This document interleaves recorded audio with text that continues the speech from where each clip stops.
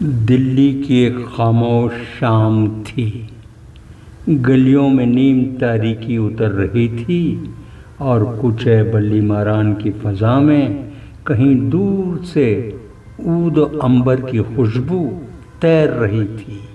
انہی گلیوں میں ایک مکان ایسا بھی تھا جہاں چراغ کی زرد روشنی میں ایک شخص سر جھکائے بیٹھا تھا۔ یہ شخص تھا اردو غزل کا وہ سحر آفرین شاعر مومن خان مومن، جس کی شاعری میں محبت سانس لیتی تھی اور جس کے اشعار میں دل کی دھڑکن سنائی دیتی تھی۔ مومن خان مومن صرف شاعر ہی نہ تھے بلکہ طب، نجوم اور شطرنج کے بھی ماہر تھے، مگر ان کی اصل پہچان ان کا عاشقانہ دل تھا۔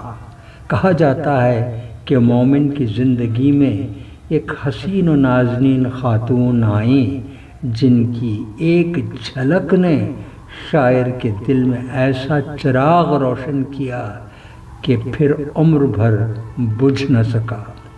ایک دن کا ذکر ہے، دلی میں موسم بہار اپنی پوری آب و تاب سے جلوہ گر تھا۔ درختوں پر نئی کونپلیں پھوٹ رہی تھیں۔ مومن اپنے دوستوں کے ساتھ ایک مشاعرے میں شریک تھے۔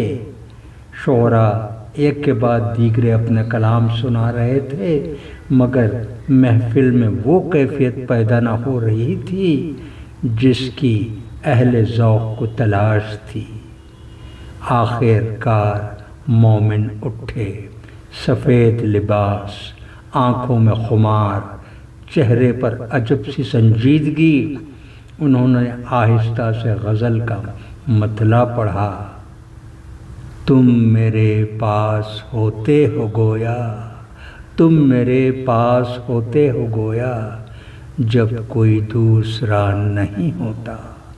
بس پھر کیا تھا، محفل میں جیسے جادو چھا گیا۔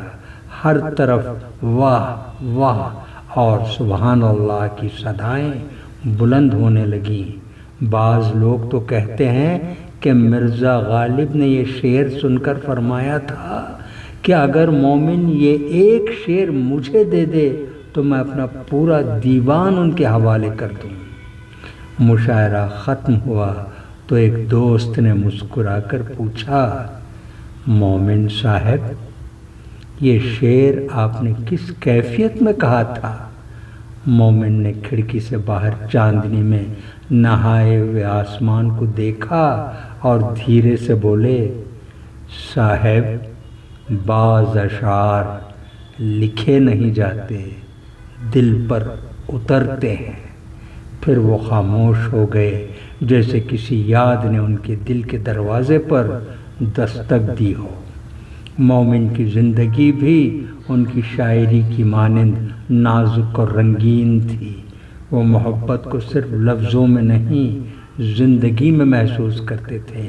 ان کے اشعار میں دلی کی تہذیب کی خوشبو، محبت کی نرمی اور دل کی کسک ایک ساتھ ملتی ہے۔ مگر قسمت کو کچھ اور منظور تھا۔ ایک روز اپنے مکان کی چھت سے گرنے کے سبب مومن شدید زخمی ہو گئے۔ بستر علالت پر پڑے ہوئے بھی ان کے لبوں پر شکوہ نہ تھا۔ دوست احباب عیادت کے لیے آتے تو وہ کبھی کسی شعر پر تبسم کرتے اور کبھی خاموشی سے آسمان کی طرف دیکھنے لگتے۔ یوں اردو غزل کا وہ نغمہ خاموش ہو گیا، مگر اس کی بازگشت آج بھی اردو ادب کی فضاؤں میں سنائی دیتی ہے۔ جب بھی عشق، نزاکت اور دل کی سچی کیفیت کا ذکر آتا ہے، مومن خان مومن کا نام احترام سے لیا جاتا ہے۔ محترم سامعین و ناظرین، دلی کی فضا میں ایک زمانہ ایسا بھی تھا جب شعراء کے مزار صرف قبر نہیں، تہذیب کے چراغ سمجھے جاتے تھے۔ انہی چراغوں میں ایک نام تھا مومن خان مومن، وہ شاعر جس کے ایک شعر پر کہا جاتا ہے کہ مرزا غالب نے اپنا پورا دیوان قربان کرنے کی خواہش ظاہر کی تھی۔ تم میرے پاس ہوتے ہو گویا، تم میرے پاس ہوتے ہو گویا، جب کوئی دوسرا نہیں ہوتا۔ مومن خان مومن کا مزار دلی کے قدیم علاقے مہدیان میں واقع تھا، جہاں بزرگ صوفیہ، علماء اور اہل دل آسودہ خاک تھے۔ وقت گزرتا گیا، شہر بدلتا گیا اور نئی عمارتوں کی ہوس نے پرانی قبروں کو بھی نگلنا شروع کر دیا۔ 1960 کی دہائی میں کچھ بااثر تعمیراتی لوگوں نے اس تاریخی قبرستان کی زمین پر نظریں جما لیں۔ بلڈوزر آئے، مٹی کے ٹیلے گرائے جانے لگے اور یہ طے ہو چکا تھا کہ بہت جلد مومن کا مزار بھی مٹ جائے گا، مگر تاریخ میں کبھی کبھی ایک تنہا عاشق ادب پوری تہذیب سے زیادہ طاقتور ثابت ہوتا ہے۔ میوات کے ایک سادہ مگر غیرت مند شخص شیر علی میواتی کو جب یہ خبر ملی کہ مومن خان مومن اور شاہ ولی اللہ کے مزارات گرائے جا رہے ہیں تو وہ فوراً میوات سے دلی پہنچا۔ کہتے ہیں کہ وہ سیدھا بلڈوزر کے سامنے جا لیٹا، مشینیں رکیں، لوگ حیران ہوئے مگر طاقتور لوگوں کے ارادے نہ رکے۔ بعض روایتوں میں آتا ہے کہ اس کشمکش میں اس کی ٹانگ بھی زخمی ہو گئی، مگر شیر علی میواتی ہار ماننے والوں میں نہ تھا۔ آخر کار اس نے ایک ایسا قدم اٹھایا جس کی مثال کم ملتی ہے۔ وہ دلی میں اس زمانے کے وزیر اعظم پنڈت جواہر لال نہرو کی رہائش گاہ 3 مورتی ہاؤس کے سامنے جا کر سڑک پر لیٹ گیا۔ عین اسی وقت پنڈت نہرو کی گاڑی وہاں سے نکل رہی تھی۔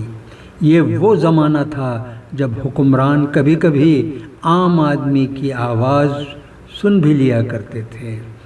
گاڑی رکی، پنڈت نہرو خود نیچے اترے۔ انہوں نے پوچھا، کیا بات ہے؟ شیر علی میواتی نے درد بھرے لہجے میں کہا، صاحب، دلی کی تہذیب دفن کی جا رہی ہے، مومن کا مزار گرایا جا رہا ہے، شاہ ولی اللہ کی قبریں مٹائی جا رہی ہیں۔ کہتے ہیں نہرو یہ سن کر بے حد رنجیدہ ہوئے۔ وہ فوراً شیر علی میواتی کو ساتھ لے کر اس مقام پر پہنچے جہاں بلڈوزر چل رہے تھے اور وہیں حکم دیا کہ ڈیمولیشن فوراً روکی جائے۔ یوں ایک شاعر کا مزار بچ گیا۔ بعد میں شیر علی میواتی نے اپنی کوششوں سے اس مزار کی مرمت کروائی، 4 دیواری بنوائی اور اس جگہ کو دوبارہ احترام دلانے کی صحیح کی۔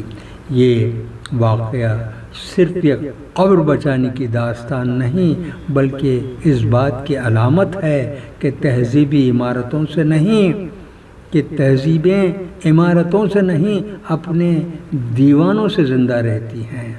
اگر اس دن شیر علی میواتی خاموش رہتا تو شاید آج دلی کے خاک میں مومن کا نام بھی صرف کتابوں تک محدود رہ جاتا۔